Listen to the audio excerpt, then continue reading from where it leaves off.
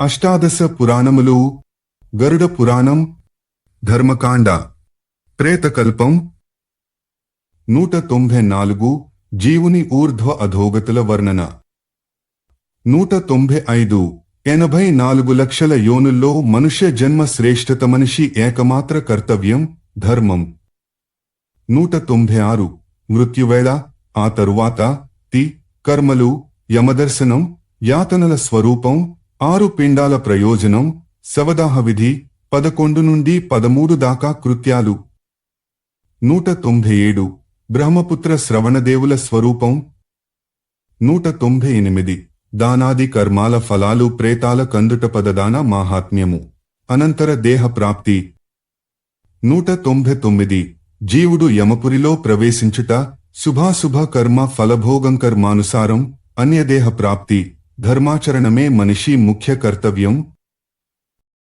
194 జీవుని ఊర్ధ్వ అధోగతుల వర్ణన పరాత్మర మనిషిగా పుట్టాలంటే ఏం చేయాలి? మనిషికి మృత్యువెలా ప్రాప్తిస్తుంది? శరీరాన్నాశ్రయించి మరణించేదెవరు? ఇంద్రియాలు కాదు కదా, మరి అవి ఏమైపోతాయి? మనిషి అస్పృశ్యుడెలా అవుతాడు? ఇక్కడ చేయబడిన కర్మకు ఫలాన్ని ఎక్కడెలా అనుభవిస్తాడు? అసలు ఎక్కడికెలా వెళ్తాడు?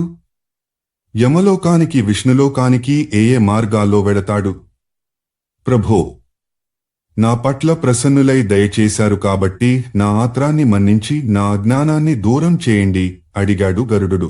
ఓయి వినతానందన, పరస్త్రీనిగాని బ్రాహ్మణుని ధనాన్నిగాని అపహరించినవాడు నిర్జన ప్రదేశంలోగాని మహారణ్యంలోగాని బ్రహ్మ రాక్షసిగా పుడతాడు. రత్నాల దొంగ నీచియోనిలో పడతాడు. కొన్ని జన్మలు ఆ జీవులు మృత్యు సమయంలో పెట్టుకున్న ఆశలకు కోరికలకు అనుగుణంగా కూడా వస్తాయి. నవరంధ్రముల కాయం మానవ శరీరమను మాట వినియున్నావు కదా. సత్కర్మలు చేసిన పుణ్యాత్ముని ప్రాణం నాభి నుండి పైవడకు గల ఊర్ధ్వ ఛిద్రాల నుండి బయటకు పోతుంది. శరీరం ద్వారా చేసే పనులను శరీరంతోనే అనుభవించాలి. ఒక్కటి మాత్రం బాగా గుర్తు పెట్టుకోవాలి. అనాసక్త భావంతో అన్ని సత్కర్మలే చేసేవాడు అన్ని చోట్ల సుఖాన్నే అనుభవిస్తాడు. అతడు సాంసారిక మాయాజాలంలో చిక్కుకోడు. మాయవలలో పడి వికర్మలనే చేసేవాడు పాశబద్ధుడై కష్టాల పాలవుతాడు. అధ్యాయం 11 195 84 లక్షల యోనుల్లో మనుష్య జన్మ శ్రేష్ఠత మనిషి ఏకమాత్ర కర్తవ్యం ధర్మం. మనిషికి అన్ని చోట్ల హితాన్ని కలిగించేవి, ప్రేతత్వం నుండి ముక్తిని కలిగించేవి ఏవేవో తెలిసింది కదా. గరుత్మంత, ఈ సృష్టిలో 84 లక్షల యోనులున్నాయి. వీటిని 4 రకాల జీవాలుగా విభజించవచ్చును. అండజ, స్వేదజ, ఉద్భిజ, జరాయుజ అనే ఈ రకాలలో మరల నొక్కొక్కటి 21 లక్షల జీవాలతోనున్నది. మనుష్యాది యోనులను జరాయుజాలంటారు. వీటిలో మనుష్యజన్మ పరమ దుర్లభం. మనుష్య లేదా మానవజాతి సర్వశ్రేష్టం. ఈ పంచేంద్రియ యుక్తయోని ప్రాణికి ఎంతో పుణ్యం చేసుకుంటే గాని లభింపదు. ఈ జాతిలో ప్రముఖమైన వర్ణాలు 4. బ్రహ్మ, క్షత్రియ, వైశ్య, శూద్ర నామకములైన ఈ వర్ణాలు వృత్తుల ఆధారంగా నేర్పడ్డాయి. వీరే కాక మానవులలో బిల్లులని, తుంబులని, మ్లేచ్చులని మరెన్నో ప్రకారాల జాతులున్నాయి. జీవులలో వేల సంఖ్యలో రకాలున్న ఆహారం, మైథునం, నిద్ర, భయం, క్రోధం అన్నిటికీ ఉంటాయి. కాని వివేకం కొందరికే ఉంటుంది. శారీరక సంరచన కూడా అన్నిటికీ ఒకేలా ఉండదు. ఒకే పాదం నుండి 8 పాదాలున్న ప్రాణులు కూడా ఉంటాయి. 2 పాదాలున్నది మానవజాతి. కృష్ణసారమను పేరుగల మృగం నివసించే ప్రదేశాన్ని ధర్మదేశమంటారు. బ్రహ్మాది దేవతలంతా అక్కడే నివసిస్తారు. పంచమహాభూతాలలో ప్రాణులలో బుద్ధిజీవి, బుద్ధిజీవులలో మనిషి, మనుష్యులలో బ్రాహ్మణవర్ణులు శ్రేష్ఠులు. స్వర్గాన్నిగాని మోక్షాన్నిగాని సాధించుకునే అవకాశం మానవ శరీరానికే ఉంది. అటువంటి మానవ శరీరం జన్మ లభించి కూడా దానిని సత్కర్మలకు మోక్ష సాధనకు వాడనివారు తమని తామే మోసగించుకుంటున్నట్లు లెక్క. 100 కాసులున్నవాడు 1000 కాసుల కోసం, 1000 గలవాడు 1,00,000 కోసం ప్రయత్నిస్తాడు. 1,00,000 కాసులున్నవాడు రాజ్యం కావాలంటాడు. రాజుకి వాడికున్న రాజ్యం చాలదు, మొత్తం పృథ్వీనే శాసించేయాలనుకుంటాడు. అలా పృథ్వీ శాసకుడైన చక్రవర్తి దేవేంద్ర పదవినధిష్ఠించాలనుకుంటాడు. ఆ ఇంద్రుడైనా తృప్తిగా సుఖంగా విశ్రాంతిగా జీవిస్తాడా అంటే అదీ లేదు. ఇలా మొత్తం మానవజాతిని ఒకే మనసు, ఆ మనసుని ఒకే ఒక తృష్ణ శాసిస్తున్నాయి. ఈ తృష్ణ వల్ల దానికి బానిసైన మనిషికి నరకానికి పోతాడు. తృష్ణను జయించిన వానికి తృప్తి లభిస్తుంది. ఆ మనిషి ఆ తృప్తి వల్ల ఉత్తమ లోకాలను పొందుతాడు. ఇచ్చతి శతి సహస్రం సహస్రీ లక్షమిహతే కర్తుం. లక్షాధిపతి రాజ్యం రాజాపి సకలాంధరాం లబ్ధుం చక్రధరోపి సురత్వం సురభావే సకల సురపతిర్భవితుం సురపతిరూర్ధ్వగతిత్వం తథాపి న నివర్తతే తృష్ణా తృష్ణాయా చాభిభూతస్తు నరకం ప్రతిపద్యతే తృష్ణా ముక్తాసు ఏకేచిత్ స్వర్గవాసం లభంతితే. ధర్మ 12:13-15. ఈ విశ్వంలో ఆత్మాధీనులైన వ్యక్తులే సుఖపడతారు. శబ్ద, స్పర్శ, రూప, రస, గంధ అనే 5 విషయాలు. ఈ విషయాలను కోరేవే విషయవాంఛలు. అవి జీవిని సుఖంగా బతకనివ్వవు. లేడి, ఏనుగు, దీపం, పురుగు, తేనెటీగ, చేప 5 ప్రాణులు క్రమంగా శబ్ద, స్పర్శ, రూప, గంధ, రస అనే ఒక్కొక్క విషయ వాంఛతోనే నశిస్తాయి. అలాటప్పుడు అన్ని విషయ వాంఛల కోసమూ ఆరాటపడే మనిషి గతి వేరే చెప్పాలా? మానవ సంఘానికి కొన్ని కట్టుబాట్లుంటాయి. వాటిని గౌరవించి పాటించినంత కాలమే ఆ సంఘానికి సుఖశాంతులుంటాయి. కాని మనిషి పుత్ర, కళత్రాది బంధాలలో చిక్కుకున్నంతకాలం ముక్తి మార్గం కనిపింపదు. ఎంత గొప్ప మనిషైనా మృత్యువును జయించలేడు. ఈ లోకంలోకి ఒంటరిగా వస్తాడు. ఈ లోకం నుండి ఒంటరిగానే పోతాడు. ఏడుస్తూ వస్తాడు, ఏడుస్తూనే పోతాడు. ఏడుస్తూనే వచ్చినా నవ్వుతూ పోగలిగినవాడే యోగి, ఋషి, ధన్యాత్ముడు. ఒంటరిగా మరణించే మానవుడు తన పాప పుణ్యాల ఫలాలను కూడా ఒంటరిగానే అనుభవించవలసి ఉంటుంది.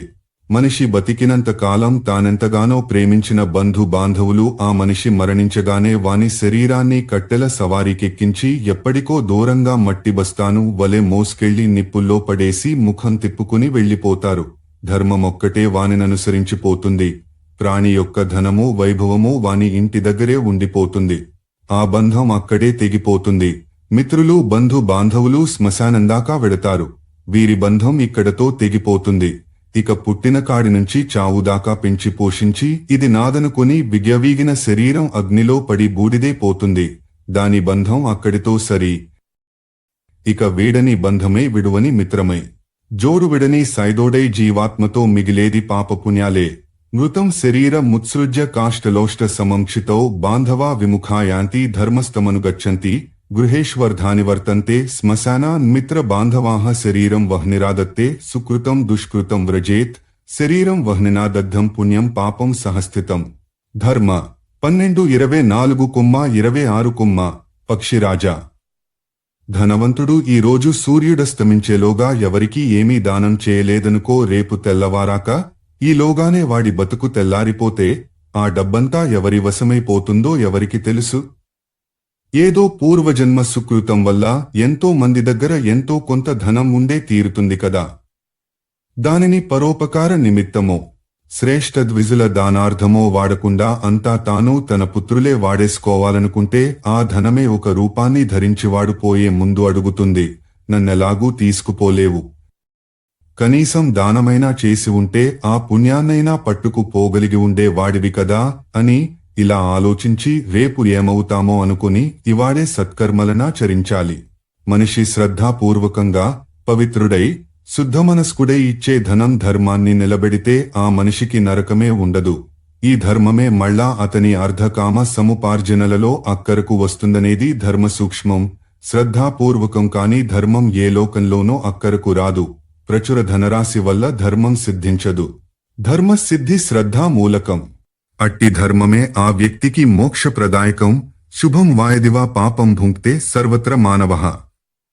యదనస్తమితే సూర్యే న దత్తం ధనమర్ధినాం న జానే తస్య తద్విత్తం ప్రాతః కస్య భవిష్యతి. రారటీతి ధనం తస్య కోమే భర్తా భవిష్యతి న దత్తం ద్విజముఖ్యేభ్యః పరోపకృతయే తథా పూర్వజన్మ కృతాత్ పుణ్యాద్య లబ్ధం బహుచాల్పకం తదీదృశం పరిజ్ఞాయ ధర్మార్థే దీయతే ధనం. ధనేన ధార్యతే ధర్మః శ్రద్ధాపూతేన చేతసా శ్రద్ధా విరహితో ధర్మో నేహాముత్ర చ తత్ఫలం ధర్మాచ్చ జాయతే హ్యర్టో ధర్మాత్ కామోపి రెండు జాయతే ధర్మ ఏవాప వర్గాయ తస్మాత్ ధర్మం సమాచరేత్. శ్రద్ధయా సాధ్యతే ధర్మో బహుభిర్నార్ధరాసిదియ కించనా హి మునేః శ్రద్ధావంతో దివంగతాః. అశ్రద్ధయా హుతం దత్తం తపస్తప్తం కృతం చయత్తు అసదిత్యుచ్యతే పక్షిన్ ప్రేత్యచేహన తత్ఫలం. ధర్మ 12:27-33 తరువాతి అధ్యాయాలైన 13-14లలో విష్ణువు వృషోత్సర్గ గోదాన మహిమలను గూర్చి గరుడునికి వివరించినట్లు చెప్పబడింది. ఈ రెండు విషయాలు ఇంతకు ముందే ఇదే పురాణంలో విస్తృతంగా చర్చింపబడ్డాయి. 196 మృత్యువేళ, ఆ తరువాత కర్మలు, యమదర్శనం, యాతనల స్వరూపం, 6 పిండాల ప్రయోజనం, శవదాహ విధి, 11-13 దాకా కృత్యాలు. హే భగవన్! మృత్యువాసన్నమైనప్పుడు వ్యక్తి మరణించిన వెంటనే చేయవలసిన కర్మలను వివరంగా వినాలని ఉంది, కరుణించండి అని ప్రార్థించిన గరుడునితో విష్ణువిలా అన్నాడు. జీవాత్మ తన కర్మ భోగకారణవశాన తన వర్తమాన శరీరాన్ని వీడిపోతున్నప్పుడు ఆ వ్యక్తిని పేడతో బాగా అలికిన భూమిపై తిలలను కుశాసనాన్ని పడచి దానిపై పరుండబెట్టాలి. నోటిలో బంగారాన్ని పెట్టి సమీపంలో తులసి మొక్కను శాలగ్రామ శిలను తెచ్చిపెట్టాలి. ఆ వ్యక్తి మృత్యువును వీలైనంత వరకు ముక్తిదాయకం చేయడానికి ఒక పద్ధతిలో సూక్తాలను పఠించాలి. తరువాత చిన్న చిన్న బంగారు రేకులను మరణించిన ప్రాణి ముఖంపై, ముక్కు ఇరుకన్నాలలో, కన్నులపై, చెవులపై, లింగంపై అంటించాలి. 2 చేతులలోనూ కంఠభాగంపైన తులసి దళాలనుంచాలి. శవాన్ని 2 వస్త్రాలలో చుట్టి కుంకుమతో అక్షతలతో పూజించాలి. తరువాత పూలమాలతో అలంకరించాలి. అప్పుడు పుత్రులు, బంధుబాంధవులు అంతా కలిసి ఆ శవాన్ని పుత్రులు భుజంపై పెట్టుకుని మోస్తుండగా పురజనులతో కలిసి 2వ ద్వారం గుండా బయటకు గొనివచ్చి శ్మశానం వైపు సాగిపోవాలి. యమలోకానికి వెళ్లే దారిలోనున్న 16 నగరాలు, ప్రేత విలాపం ఇక్కడ మరల చెప్పబడ్డాయి. అక్కడ పుత్రులే తూర్పు వైపుగాని ఉత్తరాభిముఖంగా గాని చితిని నిర్మించి అందులో చందన, తులసి, పలాసాది కర్రలను వేయాలి. మరణాసన్న వ్యక్తి ఇంద్రియాలన్నీ వ్యాకులమైపోయి, చైతన్యం పోయి, శరీరం జడమైపోతుండగా ప్రాణం, ఆత్మ, యమదూతలతో కలిసి వెళ్లిపోతుంది. అప్పుడు మృతునికి దివ్య దృష్టి ప్రాప్తిస్తుంది. దాని ద్వారా అతడు ప్రపంచాన్నంతటినీ చూడగలుగుతాడు. దీనికి ముందు ప్రాణం పోవడం అనేది అందరికీ ఒకేలాగా జరగదు. కొందరికది గొంతుదాకా వచ్చి చిక్కుకుపోయి నానాబాధలు పెడుతుంది. శరీరం బీభత్సంగా, ముఖం వికృతంగా కదులుతాయి. కొందరికి నోటి నుండి నురగ కారుతుంది. వీరంతా పాపాత్ములు. కాబట్టి వీరిని యమదూతలు పాశంతో కొడతారు. అప్పుడా పాశానికి ప్రాణం తగులుకుంటుంది. పుణ్యాత్ముల విషయంలో ఇవేవీ జరగవు. మృతుడు నిద్రిస్తున్నట్టే ఉంటాడు. ముఖంలో ఒక రకమైన ప్రశాంతత, వెలుగు కనిపిస్తుంటాయి. ఆ ప్రాణి దృష్టికి యమదూతలు దేవదూతల వలెను, యమధర్మరాజు విష్ణురూపునిగానూ కనిపిస్తారు. అదే యమధర్మరాజు పాపులకు కాటుక కొండవలె ఎలా కనిపిస్తాడో ఇదివరకే విన్నావు కదా. మరణం తరువాత మానవ శరీరం అస్పృశ్యమైపోతుంది. వెగటును కూడా కలిగిస్తుంది. పుణ్యాత్ముని శవం కూడా కొంతసేపటికి దుర్గంధయుక్తమైపోతుంది. ఈ అందమైన శరీరంపై ఇతరులకుండే భ్రమలు కూడా తాత్కాలికంగా తొలగిపోతాయి. గరుడ, ఈ అసత్ శరీరం ద్వారా జరిగే విత్తదానం, ఆదరపూర్వక వాణి, ధర్మం, కీర్తి, పరోపకారం లాంటివే అందంగా ఉండి లోకానికానందాన్ని కలిగిస్తాయి. మానవ జీవితానికి సారభూతం ఆ పుణ్యమే. దుష్టులను తోలుకుపోతున్న యమదూతలు వారిని అడుగడుగునా అన్ని విధాల హింసిస్తుంటారు. ఓరి దుష్టాత్మ, పద నిన్ను కుంభీపాకంలో పడేస్తాం. అదెలాగుంటుందో తెలుసా అంటూ దానినతి భయంకరంగా వర్ణిస్తారు. గరుడ, 11వ రోజున సముచితమైన స్థలంలో శ్రాద్ధం పెట్టాలి. ప్రాణం పోయినప్పటి నుండి ఇప్పటిదాకా క్రమంగా 6 పిండదానాలు చేయాలి.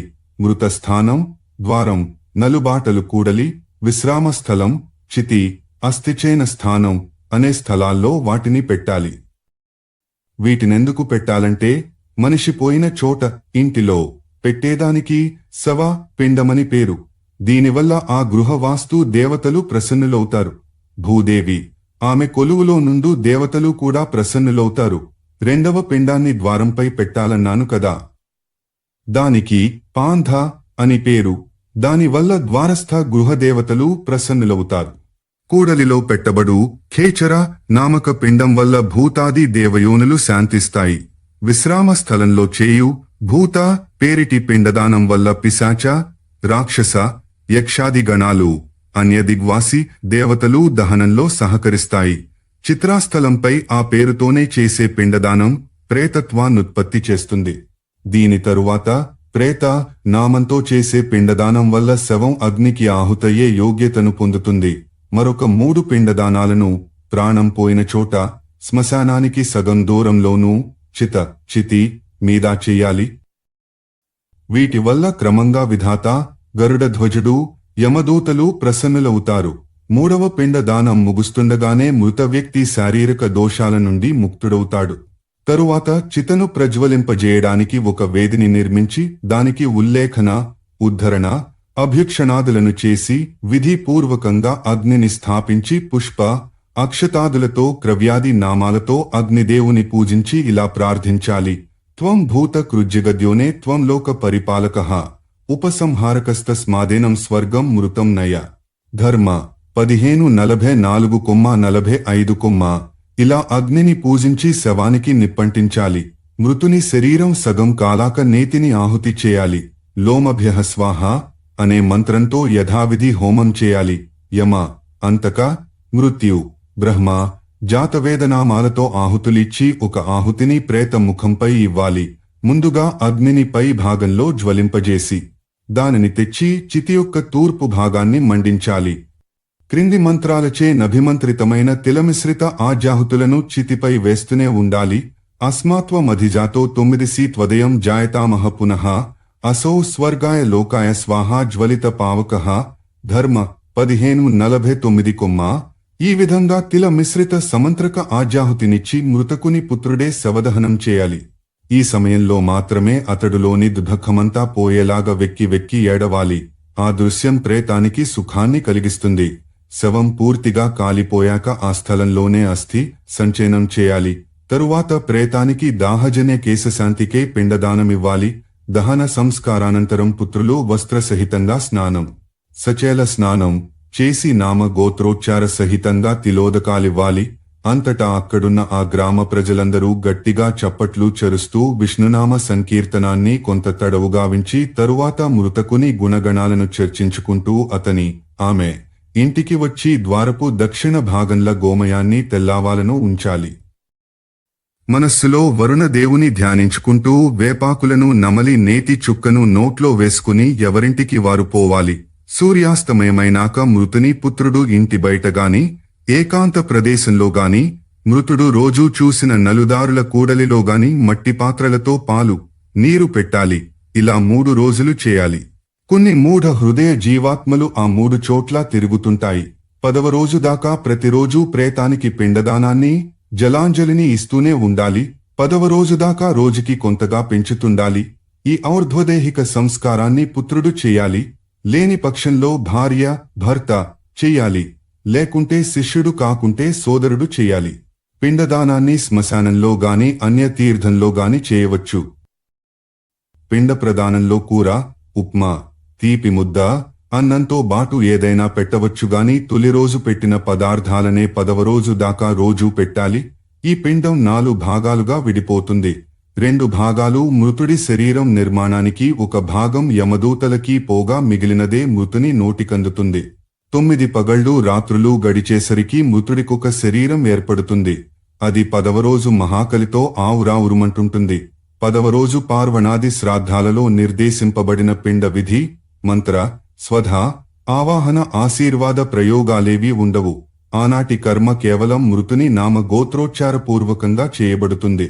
ఇంతవరకు పెట్టిన పిండాల వల్ల రోజుకొక అంగంగా క్రమంగా తల, మెడ, భుజాలు, గుండె, వీపు, నాభి, కటి, గుహ్యం, తొడలు, కాళ్ళు ఏర్పడతాయి. 10వ రోజు చేసే పిండదానం పెద్ద ఎత్తున ఉండాలి. ఆ రోజు మృతకునికి ఆకలి అతని అలవి మీరినదే ఉంటుంది. అతడు బతికున్నప్పుడిష్టంగా తిన్న పదార్థాలన్నిటినీ వండించాలి, పెట్టాలి. ప్రేతాలు బాగా భోజనం చేసేది 11వ 12వ రోజులలోనే. ఆ రోజులలో ప్రేత శబ్దాన్ని స్త్రీ పురుషులిద్దరికీ వాడాలి. ఇక నామ గోత్రాలకి బదులుగా మంత్రాలతో బాటు ప్రేత శబ్దాన్నే వాడుతుండాలి.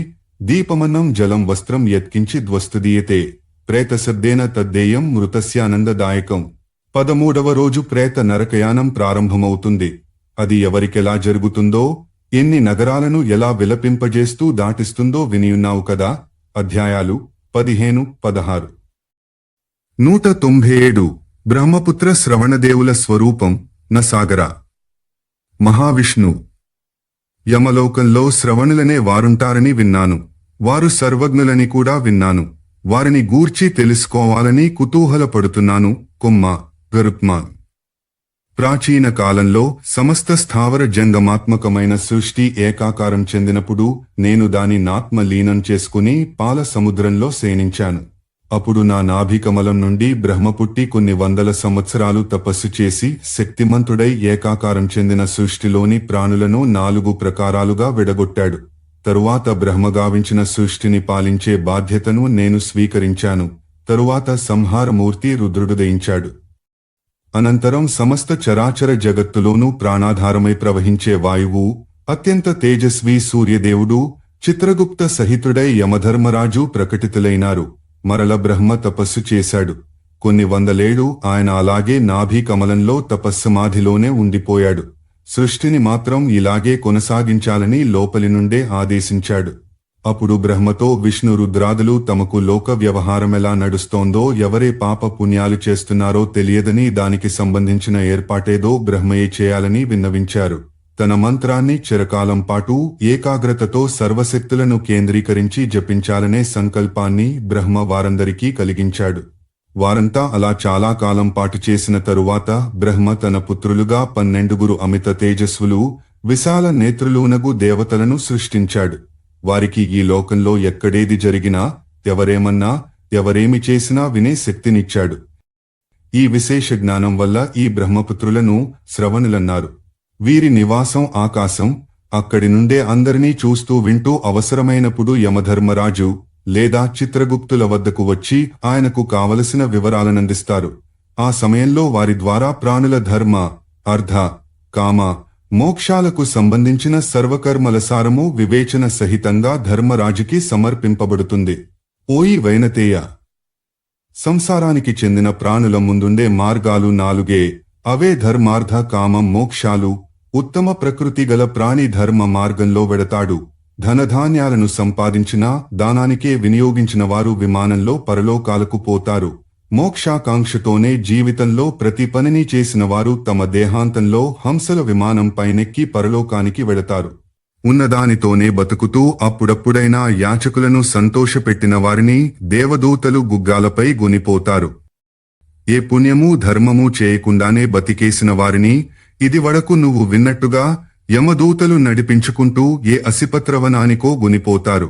శ్రవణులను భక్తి మీరగా పక్వాన్నం, వర్ధని, జలపాత్రల ద్వారా పూజించిన వారికి నేను స్వయంగా ప్రసన్నుడనై ఏ దేవతలు ఇవ్వలేనన్ని వరాలను కురిపిస్తాను. అధ్యాయం 17. 198 దానాది కర్మాల ఫలాలు ప్రేతాల కందుట. పదదాన మాహాత్మ్యము. అనంతర దేహప్రాప్తి. పక్షీంద్ర.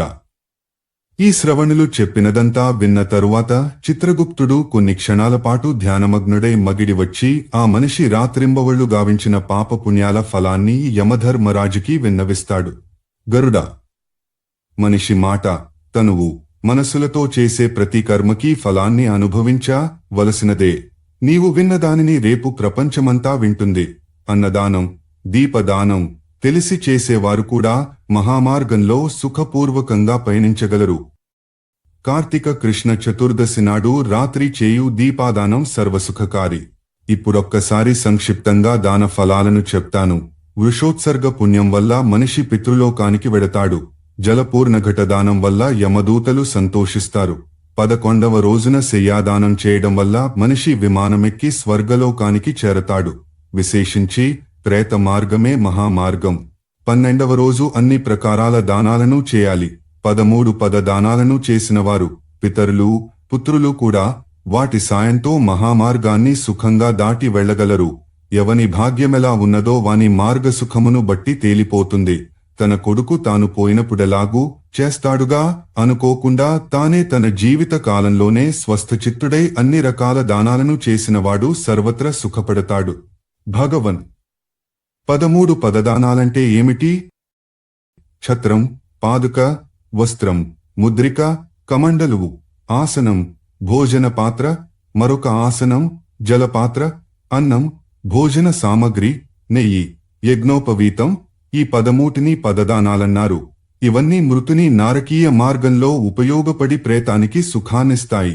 అంతేకాకుండా దానమిచ్చిన వానికి కూడా గొప్ప పుణ్యాన్ని కలుగజేస్తాయి. గృష్ణతి వరుణో దానం మమహస్తే ప్రయచ్చతి అహంచ భాస్కరే దేవో భాస్కరాత్ సోస్నుతే సుఖం. 18:27. మృతుని బంధువు అతని ఇంటి వద్ద చేసిన దానాన్ని వరుణుడు స్వీకరించి విష్ణువు చేతిలో పెట్టగా దానిని భాస్కరుడు సేకరించి ప్రేతం సుఖించేలా చూస్తాడు. అధ్యాయం 18. 199.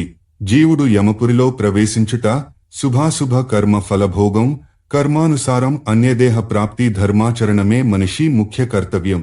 ఇదివరకే చెప్పబడిన 16 పురాలను దాటి యమునికి దగ్గరగానున్న బహుభీతికర నామకపురంలో అంతవరకు హస్తం పరిమాణంలో ఉన్న శరీరం చిటికెన వేలంత అయిపోగా జీవుడు గాలిలో ఎగురుతూ అక్కడక్కడ సమీపత్రాలపై కూర్చుంటూ యముని వద్దకు, ఆ తరువాత ఆయనతో కలిసి చిత్రగుప్తపురి చేరుకుంటాడు. ఈ పురి 20 యోజనాలలో పరచుకుని ఉంటుంది. ఇక్కడుండే కాయస్థులనే దేవయోని జనితులు అన్ని రకాల ప్రాణుల పాప పుణ్యాలను పూర్తిగా గ్రహించి ఉంటారు. ఇదివరకు నేను నుడివినట్లుగానే యమధర్మరాజు పాపులకు ఒకలాక కనిపిస్తే పుణ్యులకు మరొక విధంగా దర్శనమిస్తాడు. దానములు చేసిన వారిని ఆ యమధర్మరాజే లేచి నిలబడి గౌరవిస్తాడు. ప్రాప్తం సుకృతినందృష్ట్వా స్థానాచలతి సూర్యజః ఏషమే మండలం భిత్వా బ్రహ్మలోకం ప్రయాస్యతి. ధర్మ 19:9. పుణ్యాత్ములాయన మండలాన్ని భేదించుకుని స్వర్గానికి వెడతారు. దానం వల్ల ధర్మం లభిస్తుంది. ధర్మం వల్ల నరకానికి పోయే దారి కూడా సుఖావహమవుతుంది. ఈ మార్గంలో పాపులు పడే కష్టాలనిదివరకే చెప్పడం జరిగింది. పాపులే కాకుండా సరిగ్గా అపరకర్మలు జరపనివారు, జరగనివారు కూడా పాపులే కాబట్టి అన్ని కష్టాలు పడతారు. కాబట్టి దానం చేయాలి. అలా చేయనివానిని ఆ యమదూతలు పశువు మెడలో తాడుకట్టి లాగినట్లు ఈ నిర్ధారణలను లాగుతారు. ధర్మాన్ని పాలించినవారు అమరత్వం చెందుతారు. ఇలా యథా యథాకృతం కర్మ తాంతాం యోనిన్ ప్రజేనరః తత్తతేవ చ భుంజానో విచరేత్ సర్వలోకగః అశాశ్వతం పరిజ్ఞాయ సర్వలోకోత్తరం సుఖం యదా భవతి మానుష్యం తదా ధర్మం సమాచరేత్ కృమయో భస్మ విష్ణావా దేహానం ప్రకృత్యః సదా అంధకూపే మహారౌద్రే దీపహస్తః పటేత్తు వై మహాపుణ్య ప్రభావేణ మానుష్యం జన్మలభ్యతే యస్తత్ ప్రాప్య చరేద్ధర్మం సగచ్చేత్ పరమాంగతిం అపిజానన్ వృధా ధర్మం దుఃఖ మాయాతి యాతి చ జాతీసతేన లభతే కీల మానుషత్వం తత్రాపి దుర్లభతరంఖగభోద్విజత్వం యస్తత్ర పాలయతి లాలయతి వ్రతాని తస్యామృతం భవతి హస్తగతం ప్రసాదాత్. అధ్యాయం 19-21 వరకు. అష్టాదశ పురాణములు. గరుడ పురాణం, ధర్మకాండ, ప్రేతకల్పం. 194. జీవుని ఊర్ధ్వ అధోగతుల వర్ణన. 195. 84 లక్షల యోనుల్లో మనుష్య జన్మ శ్రేష్ఠత మనిషి ఏకమాత్ర కర్తవ్యం, ధర్మం. 196. మృత్యువేళ, ఆ తరువాత కర్మలు, యమదర్శనం, యాతనల స్వరూపం, 6 పిండాల ప్రయోజనం, శవదాహ విధి, 11-13 దాకా కృత్యాలు. 197. బ్రహ్మపుత్ర శ్రవణదేవుల స్వరూపం. 198. దానాది కర్మాల ఫలాలు, ప్రేతాల కందుట పదదాన మాహాత్మ్యము, అనంతర దేహ ప్రాప్తి.